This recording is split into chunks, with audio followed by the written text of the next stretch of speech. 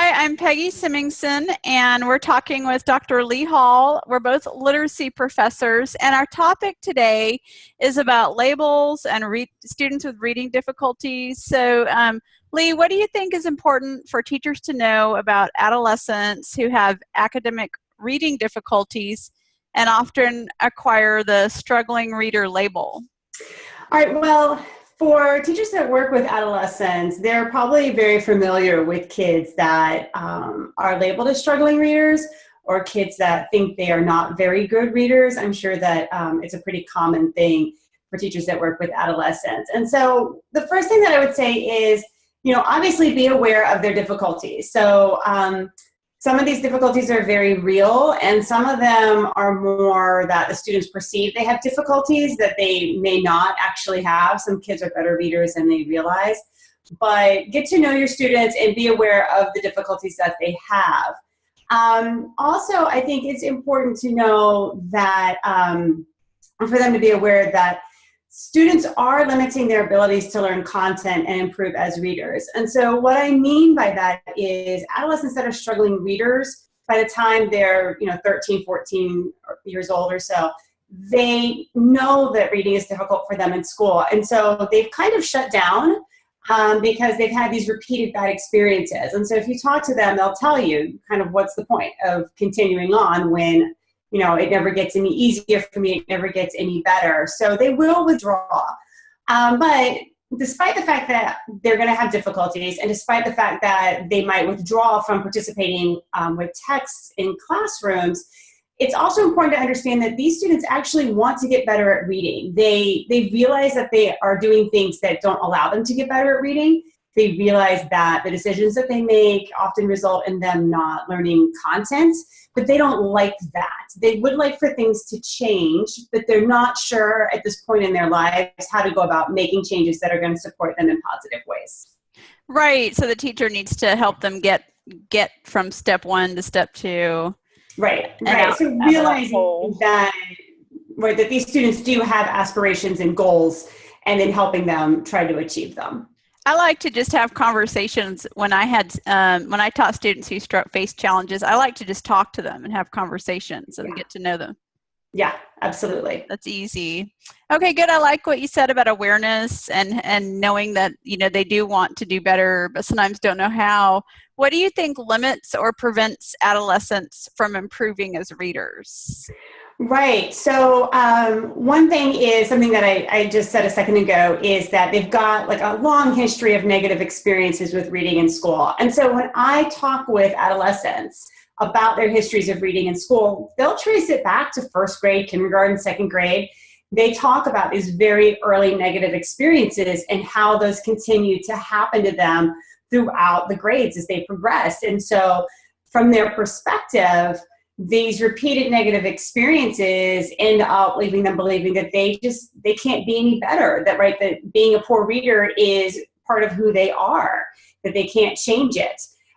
So then what happens is, when they're sitting in, any classroom where there's reading that's expected to happen, and a teacher might ask them to read a chapter or a book or participate in a discussion about a piece of text, it's not that the students don't want to, because on some level they want to. They recognize that doing what their teachers ask will result in them learning content and improving as readers.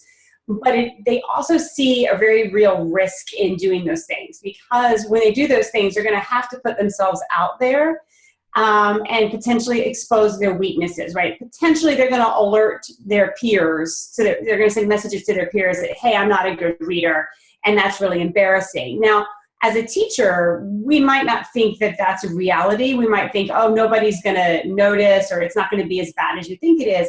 But we have to set that aside and realize that from the student's perspective, this is a very real thing that they are really afraid of. They don't want to expose their weaknesses. They don't want to draw negative attention to themselves. So it doesn't matter as adults what we think in some regards. It matters that we understand their perspective.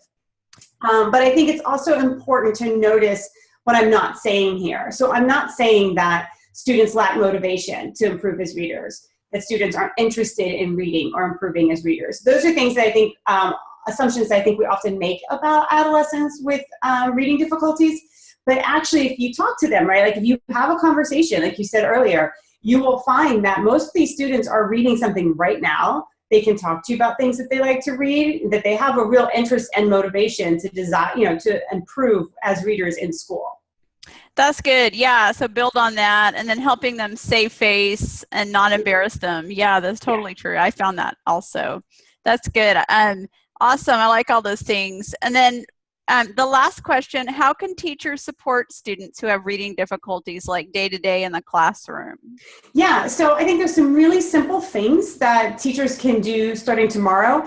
And these are not things that take any resources or really extra time, and it doesn't even really require teachers to do a whole lot different than what you're doing now. But in working with teachers, the things that I'm going to suggest here, I found have pretty big payoffs. So the first thing I'm going to suggest if you're doing it is to get rid of the terms good reader and bad reader.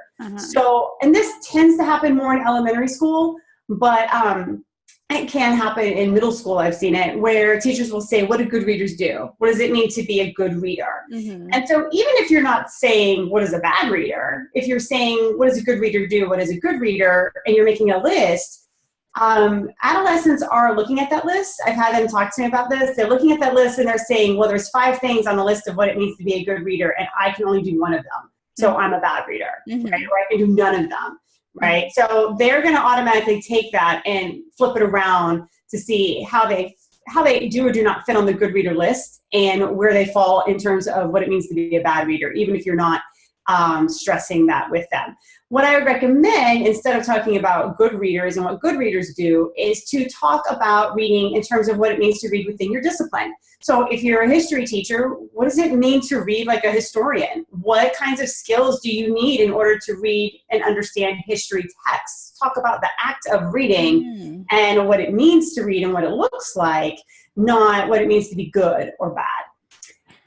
The second thing that I would recommend is to help students set goals for themselves as readers. And as teachers, you might not agree with the goals that the students set, but that doesn't matter.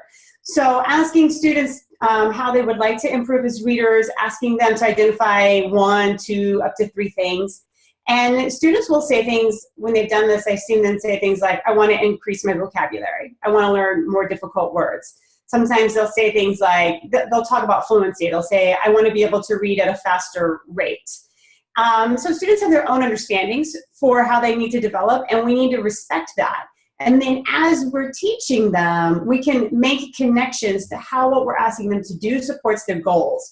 So if some students have said they want to improve their vocabulary, and you're doing a lesson where they're going to be exposed to some new difficult words, can make that connection for them. Don't assume that they'll make it themselves, but point out to them, hey, a number of you have said you really want to increase your vocabulary, you want to learn some new challenging words, and today you're going to get to do that, and here's how it's going to happen for you. And then the last thing that I would suggest is to make struggling normal, right? So kids that are labeled as struggling readers, that's seen as a negative thing, right? If you have difficulties understanding what we're reading, then somehow you're deficient, you're weak, you're bad. But in reality, we all struggle. And we all struggle in different contexts and in to varying degrees. So making that a normal, regular thing that we learn from and talking to students about, it's more of recognizing that we are having difficulties and then thinking about how we're going to engage with those difficulties and move past them, move through them, I think is important, rather than saying, well, if it's hard for you, there's something wrong with you. Those are all great ideas. I think teachers could implement those over time. That's wonderful. Is there anything else you want to add?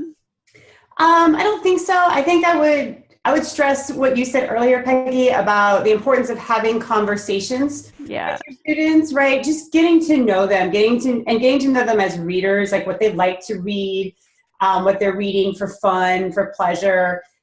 Things like that I think are really important, and it'll help build the relationship with their students. That's great. I love it. Easy to do also. Okay, great. Thank you. All right. Thank you.